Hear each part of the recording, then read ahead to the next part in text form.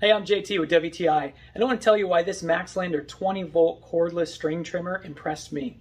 I wasn't sure how the wheels were going to work, since I've never really used anything like this for edging, but I really liked how it created a consistent cut, so I could focus on making a straight line along the edge. And unlike my gas trimmer where I have to hold it awkwardly up in the air, a press of a button and the handle rotates 90 degrees. Another press of a button and you can adjust the angle of the head. The stabilizer handle is also very easy to adjust to match your height and comfort level with just the push of a button. For getting into smaller areas of my yard, it worked fine on the grass and weeds, and it was so lightweight it really made it a lot easier.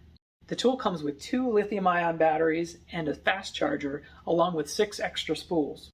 I like that they decided to have 2 batteries rather than 1 large battery, because you can have the other battery charging if you're working on a really large project. While I initially thought this would be a backup to my gas trimmer, since I'm having a little bit of problems with it right now, the way this performed, I don't see any reason why I wouldn't use this as my main tool around the yard.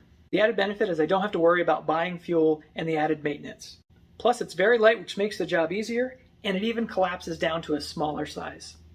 So if you're looking for a string trimmer, whether as a backup to your gas trimmer or as your main tool for edging and getting in all the nooks and crannies of your yard, I think this MAXLANDER 20-volt cordless string trimmer is a great choice, and that's my point of view.